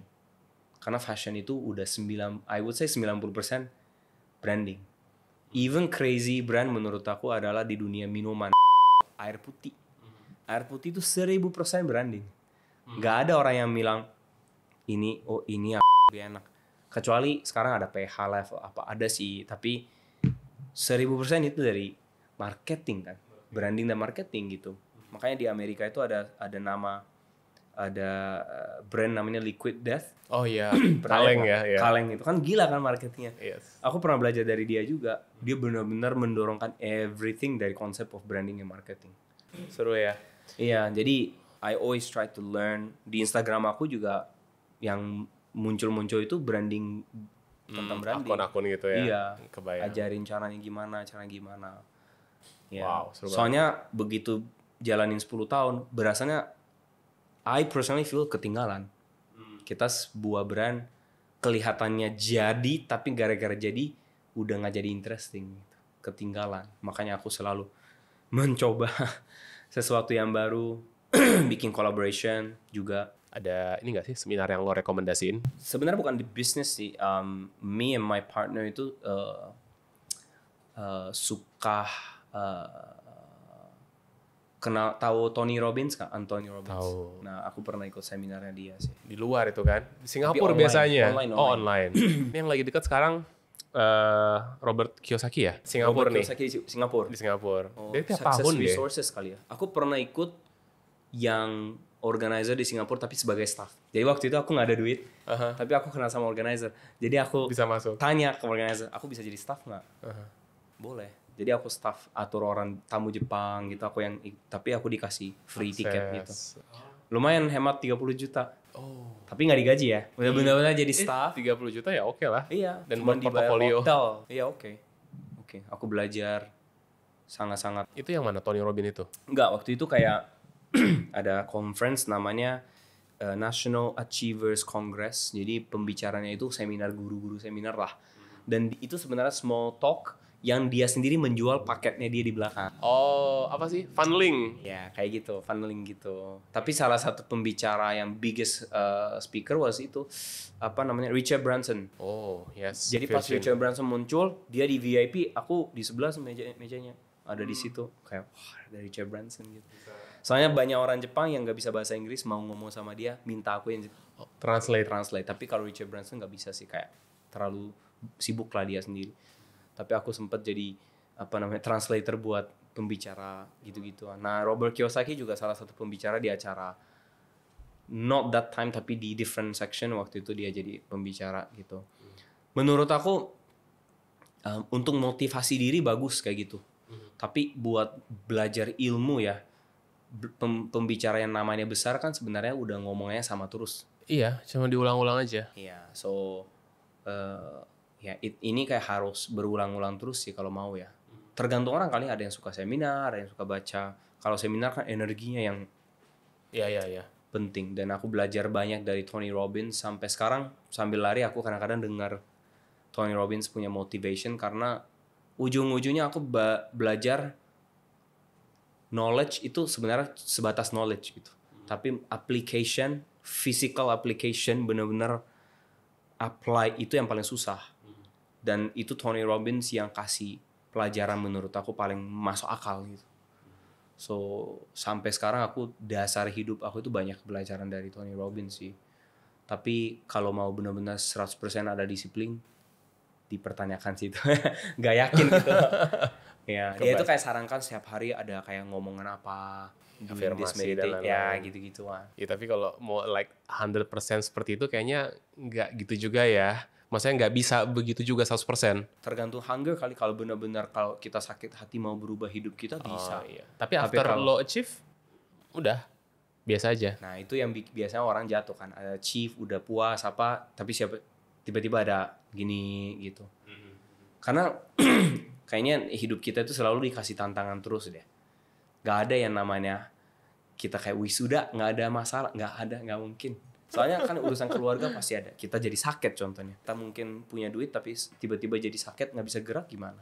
I think yang tadi back to my point of appreciate itu, aku suka konsep itu karena aku nggak percaya hidup itu ada kayak satu titik udah bebas, itu nggak ada. Terus ya. Terus mungkin financially ada freedom, mungkin ada passive income yang mencukupi buat kita hidup setiap hari sederhana, happy, mungkin ada, pasti ada lah itu. Jadi tinggal fokus investment aja gitu. Tapi secara hidup kayaknya pasti tetap ada tantangan sih. Wow. Gitu. Next, mau bikin apa lagi nih? Next, sebenarnya my business ini kan we have a dream lah. Kita mau going for IPO. Oh ya, IPO. Sorry gue potong. Ini soal IPO ya. Iya. Gue nyesel banget kemarin itu nggak kayak all in di Fore. Dan tapi gue nemu polanya. Pokoknya kalau ada brand bagus, dia pokoknya terkenal bagus, dia IPO dengan harga murah, lo masuk aja deh. Karena kecuali di harga tinggi ya. Kalau harga tinggi itu bisa dia turun. Tapi kalau udah harganya rendah, Itu sempat jadi 3 kali lipat kan ya? terakhir gue cek sih 2 kali lipat ya. Gitu. Jadi kalau IPO ya set harganya murah-murah aja biar gue bisa masuk banyak. Kalau IPO sebenarnya IPO sendiri bukan impian kita, tapi IPO itu kita percaya IPO, semoga tim kita yang udah bantu dari awal bisa jadi pemegang saham kita. Karena itu bakal berubah hidupnya mereka. Definitely dari punya saham yang menjadi nilai itu kan aset kan. Yes. Nah itu yang buat tim-tim yang jalanin bisnis kita sama-sama, mereka nggak pernah ada exposure sampai saat gitu kan. Harapannya semoga ini menjadi kayak sesuatu buat tim gitu. Itu yang exciting sih. Karena Amin. itu yang amin. Itu yang terjadi di Jepang. Mereka dari awal berapa puluh tahun bisnis ini, begitu IPO sekarang direksi sekarang yang dari zaman dulu itu jadi milioner gara-gara saham ini. IPO itu ya. IPO dan sahamnya kan makin bagus terus kan. Bukan langsung dijual semua ya. Gitu. So keren sih. Berapa tahun lagi kira-kira? Kita targetin 3 tahun. 3 tahun ya? Iya, 3, 4, 5. Sejujurnya dengan kondisi ekonomi, kita nggak tahu ya what's the best. And I'm not the economist, I don't have that kayak maunya gimana gitu. But kita sebutin dalam 3 tahun sih. 3 Dan tahun bagusnya mau going for IPO kan perusahaannya lebih bagus kan. Pastinya. Lebih proper, profesional, apa. Lebih rapi semuanya. Lebih rapi gitu. Nah, di situ belajar banyak sih. Mantap. Aku personally masih jauh berasanya, but I hope we can achieve itu. Oke. Selain IPO?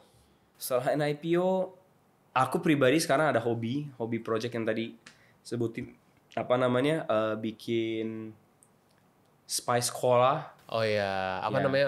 Craft Crafted cola. cola. Craft Iya, cola. craft cola. Ini my personal hobby sekarang. Jadi kebetulan inspirasinya aku dapat dari Jepang. Mereka bikin beberapa craft cola brand itu exist di Jepang. Waktu itu aku pernah minum, begitu lihat bahan baku di belakang itu, ini semua kayak bahan baku Indonesia nih. Spices ya. Cengkeh, pala, bunga pala, cardamom, apalagi kayak kayu manis dan lain-lain. Di situ kayak berasa, wah, why don't I make it gitu. Dan di Jepang mahal. 1 jar bisa 200.000 buat 1 liter punya soda. Mahalnya karena apa? Karena mereka kan bahan baku kan semua import Oke. gitu. Dan produksi di sana mahal kan. Jadi sesimpel-simpelnya kalau bikin di Indonesia bisa nggak ya kita bisa ekspor ke Jepang gitu. Jadi my small impian itu ini kayak jadiin brand, aku mau ekspor ke Jepang. Si craft cola ini. Craft cola ini dalam bentuk powder, dalam bentuk sirup, I don't know. Aku masih develop sih di rumah. Kebetulan aku lagi mencoba di Bright Spot jualan juga. Tanya-tanya orang gimana rasanya gitu. Bright Spot ya. Itu masuk tiket berapa sih? Gak ada kok, gratis kok, cuman download app doang. Oh enggak. Kan dulu bayar ya. Sempat ada bayar. Awal-awal kayak 20.000. Iyalah ada bayar gitu. Sekarang banyak sponsor mereka. Jadi ya udah digratisin ya. Iya, gratisin. Worth it ikut Bright Spot? Ya, of course. Itu kayak satu acara menurut aku di Jakarta yang paling segmennya, ya satu segmen punya duit. Dua, memang secara artistic sense itu mereka benar-benar serius gitu. Jadi booth-nya juga kayak bukan setengah-setengah. Kayak biasanya kayak bazar-bazar kan cuma taruh meja, taruh barang doang. Ini enggak, kayak ada logonya, ada ininya, booth-nya itu ada lighting-nya, ada pakai bahan bakunya interesting lah, kayak macam-macam deh. Jadi kita juga belajar banyak sekali dari apa market, dan kebetulan Dore juga mulai dari Bright Spot Mulai dari 2015. Oh, udah lama banget. Yang 10 tahun yang lalu itu. Aku yang jualan dulu, kasih tester, silakan gitu. Ini Paella juga masih nih. Iya, gua lihat. aku enjoy itu. Aku suka enjoy ngobrol sama customer. Banyak sekali networking dan connection, interesting connection di situ aku. Pernah jadi teman sama artis, pernah jadi teman sama ownernya bisnis apa, dari aku sebagai Ada di orang situ. jualan. Iya. Tapi lu juga apa dari obrolan kita selama 2 jam ini apa ya, humble lah ya, maksudnya nggak yang gimana-gimana gitu. Even like dengan segala achievement yang udah lo capai gitu. So ya good lah, pertahankan. Jadi sesuai dengan omongan yang tadi lo bilang, lo bisa apa berkomunikasi atau berterima kasih sama orang-orang. Iya. Apa tadi bahasanya? Apa, bersyukur gitu, apresiasi. Apresiasi, yes. Iya. Gitu. Nice, Iya, bro. karena aku percaya law of attraction gitu. Jadi apa yang aku kasih, aku dapat. Aku mau diapresiasi juga gitu kan. Mau dicintai gitu. Kalau aku mau dicintai, aku harus cintai orang lain dulu. Itu yang di Jepang juga, founder Jepang juga mau ngomong gitu. Customer service, hospitality, dasar kita yang harus cintai customer. Aku denger ya benar juga ya. Gitu. Harus dari kitanya dulu. Iya, karena kalau kita nggak cintai orang ini nggak bakal cintai kita. Kalau orang ini cintai kita, dia bakal beli produk. Mungkin tadinya 1 jadi 2, 3, 4. Upsell gampang. Karena upsell juga mereka kayak, iya mau gitu. Ini yang lagi lihat di kamera nih ya. Ini tuh dummy loh. Iya kan ya? Apa? Ini dummy kan? Ini dummy. Dummy. Dan lo belinya dari Jepang. Jepang. Di Indonesia mahal atau nggak bisa bikin? Dua-dua. Pernah menemukan supplier yang bikin dummy. Oke lah, not that bad. Tapi mahal. Lebih mahal di sini daripada. Emang bikin segini di Jepang berapa? Kita belinya itu semua kayak 1 juta 2 juta lah 1 biji. 1 biji 1 juta 2 juta. Wow, dummy tapi ya. Iya, tapi kan penting ya display. Nggak mungkin kita taruh barang asli kan. Jadi yang di etalase itu semuanya dummy. Yang barang benernya di freezer gitu ya. Freezer, chiller, semua di Dan satu toko ada berapa puluh dummy. benar bisa puluhan juta gara-gara dummy. Dan lo kali semua outlet. Wow, oh ya pantes. Jadi cost itu akan terasa sekali kalau harus beli banyak kan. Benar. Oke. Jadi kita selalu cari dummy, displaynya enaknya gimana. Karena ya balik lagi, display itu part of the branding yang tadi bahas ya. Sangat-sangat penting sih. Luar biasa. Bro, terakhir nih sebelum kita close, ada ini nggak pesan yang bisa disampaikan ke seluruh UKM di Indonesia? Seluruh UKM. Apa yang bisa mereka terima nasihat atau saran dari lo? Saran dan nasihat ya, aku sebenarnya nggak pernah suka konsep saran dan nasihat karena aku percaya dan aku pribadi juga selama ini nggak pernah tetap mau belajar penting, tapi nggak pernah menerima saran dan masukan sebagai kayak as it is gitu. Karena orang-orang semua beda-beda ya, kondisinya beda, pemikirannya beda, kemauannya beda. Jadi tentunya menerima apa aja, tapi harus digest diri sendiri dan menemukan cara diri sendiri gitu. Dan itu yang membentuk sebuah brand atau sebuah karakter orang yang unik menurut aku. Dan keunikan itu sangat-sangat penting bagi aku. Jadi selalu ada konsep uniqueness and also belajar dan ambil common sense dan belajar lah ya. Karena kalau belajar doang sekarang apalagi ada AI kan gampang sekali. Tanya ChatGPT kan dapat. Jadi semua orang sebenarnya dasar base-nya itu sekarang udah semua labelnya tinggi sekali gitu. Tapi gimana nih di dalam konteks bisnis mau menang atau mau jadi menang arti kata banyak value kepada customer lah ya. Itu kan pasti ada unikannya. Kalau aku selalu unikan aku itu adalah Jepang Indonesia dan itu yang formula yang aku yakin dan bisa menang gitu. Jadi sebuah produk, sebuah bisnis atau hidup aku itu selalu terkait dengan Jepang Indonesia gitu. So ya semoga UKM atau business entrepreneur atau di dalam hidup kalian itu bisa menemukan that uniqueness, your story itu apa sih gitu. Dan biasanya aku di seminar kayak aku jadi pembicara di university atau apa kuliah gitu, aku selalu tanya what's your story, ceritamu apa sih gitu.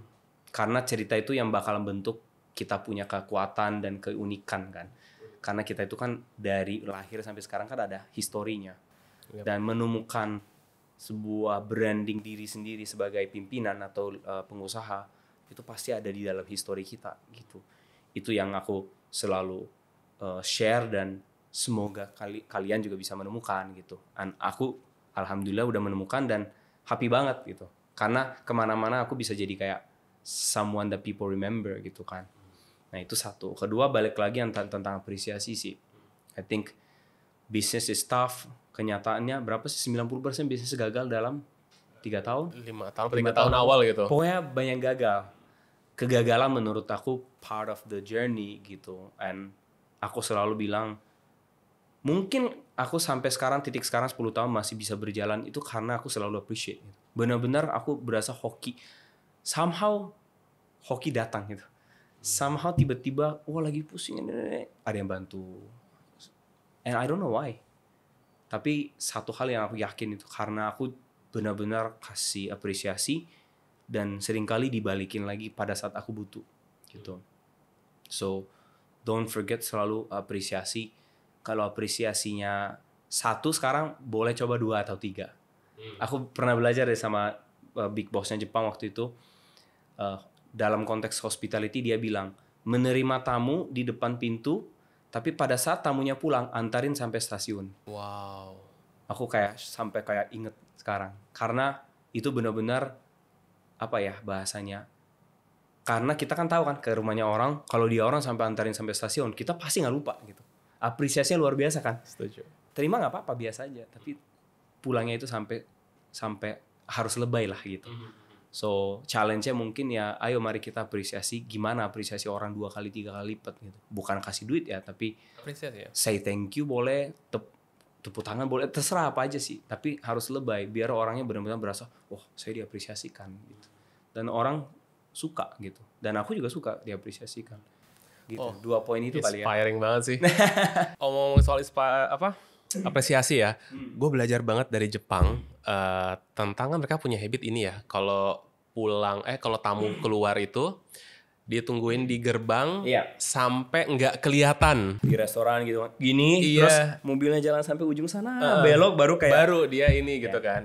Ya itu contoh yang tadi aku bilang. Bener. Tapi ini lo do extra miles. Iya. Kalau bisa sampai kesana. Iya, tapi ya ini mungkin sebuah contoh lah, contoh agak lebay, tapi dengan konsep gini kita pasti lebih apresiasi sih. Iya, jadi sekarang aku baru sadar juga, aku selalu kayak misalkan supir bis kayak naik bis atau apa, sampai supirnya aku say thank you, makasih om gitu. Iya. Hampir semua orang nggak sebutin sih. Supirnya happy nggak, pasti happy lah gitu. Sesimpel gitu sih. Apalagi mungkin kalau kayak pastirnya enak banget tadi gitu Iya. misalkan ya. Iya. Iya, Iya. iya. Wow. Kasih pujian gitu. Dan memang di Dore juga sejujurnya belum tentu aku bisa setiap hari kenyataannya, tapi kita usahakan kasih pujian banyak sih di toko, di apa gitu, karena orang kalau begitu dikasih pujian senyumnya pasti lebih bagus. Langsung makeupnya hari ini bagus ya, langsung kayak teman-teman Iya. bagus. Benar luar biasa. Bro, sebutin ini dong 3 brand yang lo suka. 1 makanan, 2 minuman, 3 snack atau kue boleh, tapi yang harus brand Indonesia. Wah, ini pertanyaan salah satu paling susah 2025 ini kayaknya. Minuman Tuku karena aku suka konsep yang kayak feel community-nya dapat gitu. Banyak fans yang benar-benar dari community. Ya produknya of course nggak usah pertanyakan, tapi produk yang banyak itu banyak banget sebenarnya. Daripada produk, aku sih benar-benar suka the image dan apa yang mereka sampai bangun, sampai bisa kasih nama di stasiun, itu kayak inspirasinya luar biasa sih. Itu mungkin minuman Tuku kali ya. Makanan, boleh restoran, boleh brand yang delivery atau I don't know, maybe lo suka pecel warung di sebelah mana mungkin. Apa ya? Agak aneh, tapi aku dari kecil itu dulu suka banget sama soto Pasadi sih. Di mana tuh? Soto Pasadi itu di Jakarta ada di mana ya? Tahu nggak? Enggak. Orang Surabaya tahu deh. Jakarta juga ada, lumayan. Logonya itu yang mukanya Bapak Pasadi itu. Iya. Itu nggak tahu kenapa aku sebutin nama ini ya, tapi kayak Dulu tiba-tiba dulu kecil itu makan itu terus aku. Soto kayak Pasadi. nothing to do with the brand sebenarnya. Rasanya Cuman ya. rasa dan memori dan lain-lain itu kayak sebuah special kali ya. Ingat terus gitu. Oke. Snack apa atau kue boleh? Mungkin satu brand aku bangga sekali dulu ya. Kebetulan ownernya udah cabut dan ganti nama brand. Dulu ada nama sebuah brand namanya East Valley Cashews. Itu sekarang jadi namanya Yava kalau nggak salah. Yang orange cashew brand. Tahu. Dulu namanya East Valley Cashews. Itu aku dapat inspirasi banyak sekali dari Aaron founder sama Iput nama GM-nya. Itu keren banget. Dulu aku pernah kunjungi pabrik mereka di dekat Gunung Agung di Bali, di dalam hutan. Desa itu bapak-bapak, ibu-ibu kerja di situ, anaknya dikasih sekolah di dalam pabrik. Itu ada sekolah kecil, kasih bahasa Inggris sama matematika. Itu social business. Tapi brandnya ini bisa sampai ekspor ke Jepang, jual di Lawson, di Hong Kong, di Australia, Amerika. Itu waktu itu pernah ke sana, itu kayak wah, this is my dream job ini. Misalkan aku bisa bikin bisnis yang benar-benar ada aspek sosial, sampai orang kerja itu anaknya bisa nitip ke sekolah di dalam pabrik, dan produknya enak banget gitu. Cashew nutsnya enak banget, dan itu salah satu awal mula bisnis aku dapat inspirasi dan percaya Indonesia itu punya specialty kayak spices itu. Mungkin gara-gara East Bali Cashew, tapi kayaknya ownernya udah jual, udah ganti nama dan lain-lain. But dulu itu kayak aku dapat inspirasinya luar biasa. Waktu itu pernah anak jualan SPG di Jakarta, itu anak dari Bali, anak dari pabriknya, disuruh jualan di Jakarta. Keren nggak? Bayangin aja, anak yang di Bali nggak pernah ke kota Jakarta, gara-gara brand ini saya kerja di pabrik, dikasih coba sampel di orang Jakarta. That's unimaginable gitu. Aku berasa kayak imagine menjadi sosok itu dan bisa sebuah brand bisa ganti hidupnya orang seperti gitu, itu kayak keren banget gitu. Agree. Ya, so itu satu brand aku berasa bangga sekali sih. Sebenarnya ini brand yang bisa menceritakan nama Indonesia ke luar negeri, aku berasa bangga sekali. Luar biasa. Iya, luar biasa sih. Wow, bro, thank you so much. Thank you. Gue merasa terhormat lo udah mau kesini. Aku yang terhormat. Belajar banyak juga, beberapa poin masih nempel nih di kepala gue untuk apa yang mau gue lakukan. Gue doain mudah-mudahan makin sukses, makin melebarkan sayap dan lain-lain. Amin, Dan amin, ditunggu amin. IPO-nya. Wush, amin, amin. Amin, amin, amin. Ini dari lubuk hati yang paling dalam ini aminnya. Keep contact ya. Siap. Thank you once again. Ingat kue, ingat cheesecake ya. Ingat cheesecake, ingat Dore by Leto, ingat bumbu, ingat Cairo Food. Iya, Oke. mantap. See you guys, sampai ketemu di episode selanjutnya. Bye. Bye.